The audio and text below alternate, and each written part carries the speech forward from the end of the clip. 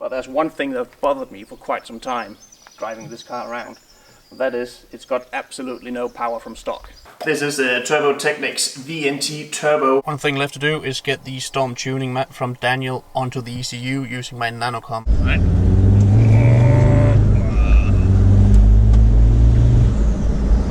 Speed limit. I think Daniel's done it again, together with this turbo here. Absolutely transformed it into a more sort of modern daily driver car.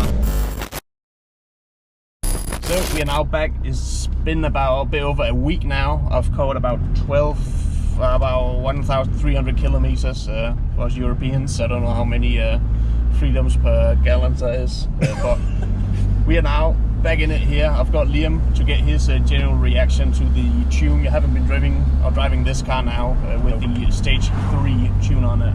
And then yours, you have got the stage 2, which is the stock turbo, but with mapped intercooler, EGR blanking, EGR intercooler, and the straight through exhaust, and the tune. Yeah, the turbo is stock. It is stock from Garrett.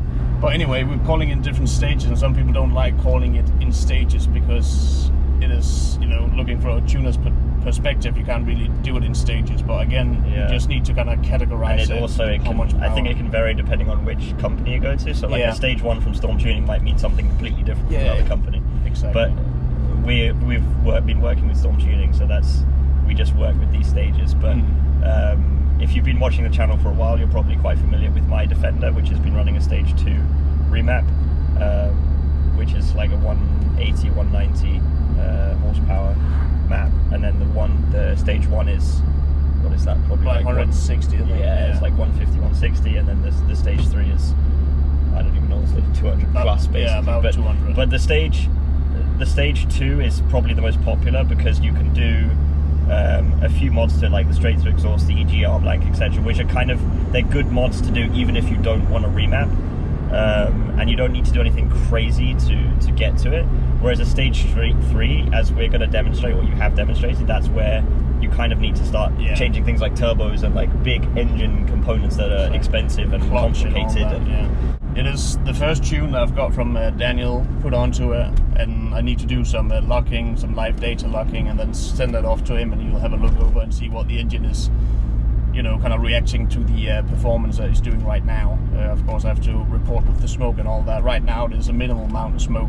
Whenever I'm doing hard pulls in like 50 up a hill and accelerating from that, I'm getting a bit puff of smoke. But other than that, the whole power band from there and to the end, there's absolutely no smoke whatsoever. It's really nice. I don't like rolling coal in it. I kind of want it to look kind of clean. Of course, a bit of a puff of smoke now and then is to be expected from a diesel car that's 20 years old. Can't really change that. In terms of the MOT anyway, you can't actually there's a limit to how much smoke you can have as well. So you don't want to go like all out, you know, redneck style. So because then you're not going to pass your MOT. No, exactly. In some countries you can't even remove the EGR blanking or do the EGR blanking because that's illegal in some states. But I've heard conflicting things about that, because you hear people in the UK who say that they go to MOT and then they get pulled up on that. But a lot of people also say, if like, for example, in the TD5, if you have the engine cover on, you can't actually see it. So if they wouldn't know it's like that if they don't actually look for it. So I think it varies, because some people, they just don't even notice or don't think about it, or you have to know a TD5 to know what to look for, etc. Exactly. So it's like, it can vary. I don't actually know in terms of the actual regulations whether you are supposed to be able to remove it or whether it's just people have different opinions on it or what it is. Alright, so right now we are approaching we are in the 50 zone, and we're going to go from 50 to 80. We're in 3rd gear right now. I'm just going to floor it. We are already hot and all that. 60, 70, 80, and 4th gear. Bit of crunchy there. But yeah, the power delivery is really, really smooth from there on out, and it just pulls. Like right now, we're running at 2,000 RPMs and about 1 bar boost, which is really, really nice because the power delivery is right there. So if I go down with my foot, again, it just goes. It's surprisingly undramatic, actually. Yeah, it is. I don't mean that it is obviously fast, but I just mean in terms of like the noise, and it's not over the top or anything. No, you haven't got that huge like turbo lag that you would expect from a, I don't know, a Supra or something big like that, where you're just kind of waiting for the boost to hit in, because the boost is already there. You're just kind of accelerating even though you are quite low in the RPM range. Go here, we are in second gear now.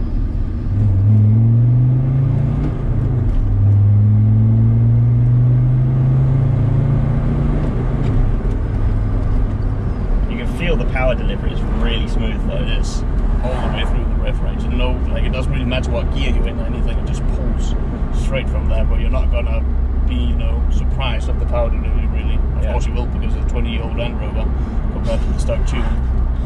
But again, I think this is the first edition of the map, so probably more to be have from it. Again, this is sort of a safe map, I would say, from Daniel, just to make sure that the engine checks over okay, and then he might redo it again and just do a bit more of it. But it's a nice balance between not being absolutely all-out performance, and again you got quite a lot of drivability from it, and the low-end torque, which is I wanted from it. Speed limit. There's often speed cameras along here as well, actually. Nice. I don't know how it is in other countries, but in Denmark, whenever I see an unmarked van with tinted windows in the back, then I'm like, speed camera. You get really suspicious. Because in Denmark we don't have speed cameras like you do in the UK, where you have like a pole at the side of the road with a box on it. All the speed cameras in Denmark are like these police vans which park at the side of the road, and then they hook up a camera to it outside, you know, like 100 meters down the road, or they hide, you know, around a corner in a bush or something. And but they're always driving these unmarked. They're always white or dark blue, I think, like a Volkswagen van with tinted windows in the back, so you can always tell. Yeah, when you see them, it's just too late. You can't do anything. It's not a problem if you don't speed in the first place. Yeah, exactly. Not that we endorse speeding. No. I think I've had 2 speeding tickets. One within the V8 where I was 2 kilometers over, like, you get penalised for 2 kilometers? Or? Yeah, it was like just the span. Like if I've gone 2 kilometers less, I wouldn't have got anything. And it was just at the end of a zone, like going from one zone to another, and I hadn't passed the sign yet, so I got a speeding ticket from that. And the other one was in the old disco, about a week after I got my stage 2 tune. I got a speeding ticket for that as well. And that was just me being plain stupid on the highway. I have not gotten a speeding ticket yet. But I think that the thing is with the Defender, I find when you have the remap and the exhaust and everything and the noise that comes with it, like you can have quite a lot of fun just even within the speed limit, just accelerating and making a nice noise. You don't need to be driving stupidly fast like you would in some cars. And again, it is a Land Rover, it's not made to go absolutely bonkers high speed. Yeah, there's always people, I always try and make that disclaimer when I do a remap related video, because there's always people who are like, this is pointless, this is not what a Land Rover is meant for, etc, etc. Like, yeah, but you don't have to do it, it's just, we like to do it for fun. And exactly. I've been running a remap for 4 years and never had a reliability issue because of the remap.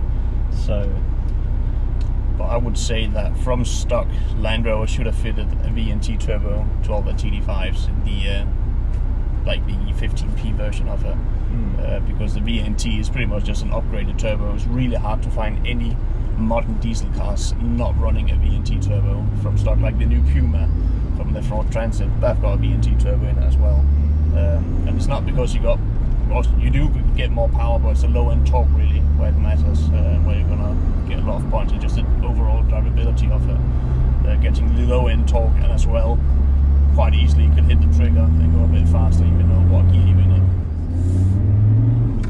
So we've now swapped seats, and this is already quite a weird comparison to make because I'm comparing Defender to Disco. 4th, and then it just carries on pulling. Yeah. Wow. You can see in the boost gauge as well, you're just jumping straight from about 0.3, 0.4 to 1.5, and when you swap it goes straight up to 1.5 again. Wow. Because it spools up so fast. You can feel it. Geometry inside the turbo switches according to the boost. There's no lag. No.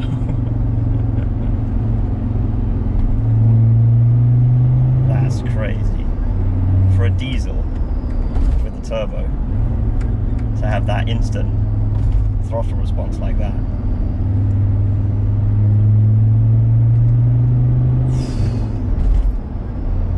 But it's a really, I don't know, I guess that's the way the map's set up, but it feels really nice in the way that the power delivery, like I said, when you were driving, it doesn't feel that dramatic, but I mean that in a really positive way. Yeah. That it's like, in my Defender, I think I mean, that's because it's a Defender, but there's a lot more noise and, you know, Defender things going on. But this is really, like, it's got the speed and the throttle response you want, but it's just kind of undramatic, like you're driving a Range Rover with a V8 or something, you know. Refined.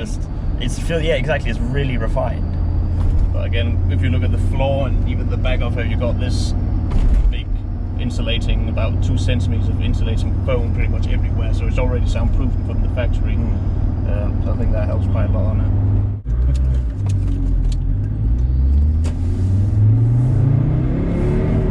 Wait.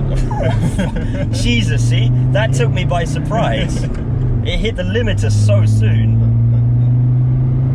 I thought I'd done something wrong then. It was just the red line. Wow, that came about quickly. Yeah. And then we just go up into 5th, and it's super smooth, super quiet. And fuel-wise, I'm about the same. I think I'm driving about 10 to 11 kilometers per litre, so that's just about the same. I think the highest I've hit in being at the nice wise is about 12 and a half on highways, but normally I go a bit fast, like 130 with no problem, the cruise control on. But normally if you were behind a lorry and a guy came to overtake you, so you have to do braking and wait for him to pass, it took ages to catch up to that kind of speed again, where now you can just stay in 5th and just floor it, and you will be there about 5 seconds later. You're up to speed again. So the drivability wise, doing that is a lot nicer.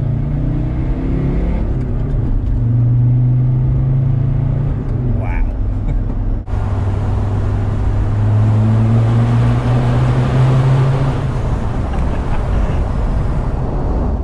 The noise is muted, but you still get the burble, which is nice. It's still satisfying. But also in the Defender, the exhaust is kind of mounted on the side bit. So yeah, it is a bit, and especially if you're left-hand drive like we are, then it's, you know, behind your left ear, it's really nice placement actually. Right there, where now it's just straight behind. Is that light meant to be on? What is that? Oh yeah, it's the Ace light. That's because Daniel needs to map it. It still works, it's just confused about what speed we're going at. So if you do cornering really fast, it goes like, where are we at? And it just stiffen everything up. Your poor Ace system is having some kind of identity crisis. I think if you went the other way, and instead of going VNT, which is slightly more expensive, but went hybrid instead, which is pretty much, again, the real hybrid is the stock turbo just made a tiny bit bigger. So you can't buy a turbo housing or cartridge and say that's a hybrid, because you have to redo the housing as well and make that bigger for the bigger compressor wheel and all that. But if you went down that route and got a proper hybrid turbo, you would see maybe a bit more power, but it will come at least about 2,500 RPMs, where already at 2,500 we are hitting 1.5 bars of boost. So you're gonna get like the hard-hitting big Supra 1,500 horsepower, but again, you're only hitting it once you hit 6,000 RPMs, where here you're already doing it down low, which then adds to the drivability of the car overall, both doing pulling, doing normal driving, and overtaking. So I think the best route to go down with the diesel is a VNT turbo. I'm not saying a hybrid is a bad idea, but I would definitely choose and save up for a VNT instead. Does not feel like a 20-year-old diesel Land Rover engine. Not. It feels like it could be something way more modern. Yeah. And also, having a look at the what they're called, the Speed Factory, I think it is, where Turbo Yoda, if anybody knows him, and one of his friends drowned I think it was a Mitsubishi 4x4 with a 4-litre 2.5 engine, diesel engine as well, and they did a tune on it with the stock turbo and everything. They got about 425 Newton meters, where I'm pretty sure if you're hitting 200 in a Defender with the VNT, you should be around 525 Newton meters. That is like last year model Mitsubishi they're testing out, and here we're talking a 20-year-old car, and actually the engine is even further back, like from 98, the first put in the Defender. So just that power-wise, what you can do with the right technology and the right knowledge coming to tuning and all stuff, you can really do some nice figures. And it's still reliable, as you said, driving 4 years now with the remap, no problem whatsoever. Other than the clutch, but again, the clutch has to be changed once in a while. But you're running extreme spec clutch on this anyway now. Yeah, I am. It has to be extreme spec, and that's also one thing I didn't mention when I did the build video of all the parts needed. But definitely need a new clutch, otherwise you'll do slipping. When it slips, the RPM goes up, but you're not going anywhere, and that's just the fiber material and the springs inside of the clutch. They just cannot hold it together. But again, this is a dual mass flywheel where we installed this single mass on yours. Yeah. And I would much rather have the single mass in this one as well, because of might be over time I'm going to tear up the dual mass flywheel at some point running this power, but we'll have to see what it kind of says.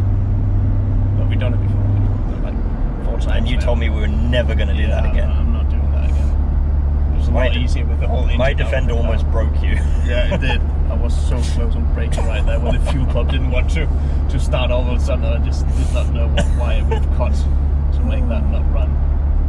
And if we talk performance-wise, the next step from having a stage 3, of course, as we said, is limited to about 250. Then you have to redo the injectors. You could do a stroker kit on the camshaft as well, or the crankshaft, sorry, to get 2.8 liters. But again, I think if you want to go down that way or that route, I would probably go an M57 BMW engine in it, and an 8-speed or 6-speed automatic gearbox. Which would also be a really cool build to do. So if you already got VNC, you got all the stuff in there, you got the hardest tune you can get to, and you need more power, then you need to sort to an M57 or an OM606 like Club 86 are doing. But I don't think that's a posh kind of driving type with the OM606, but it's probably more reliable in the higher long run, being all metal and the mechanical pump and stuff. I'll definitely stick with this for now. Yeah, I mean, there's no reason not to. No, it is really smooth and nice. So smooth. And again, this is the first tune from Daniel. I'm pretty sure he can twist some knobs and probably get even more out of him.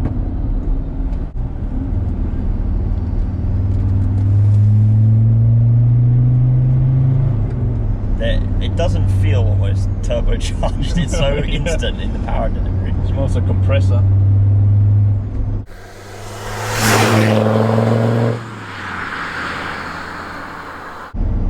I think if you didn't know better, you'd almost think that was just a bigger engine, bigger naturally aspirated engine.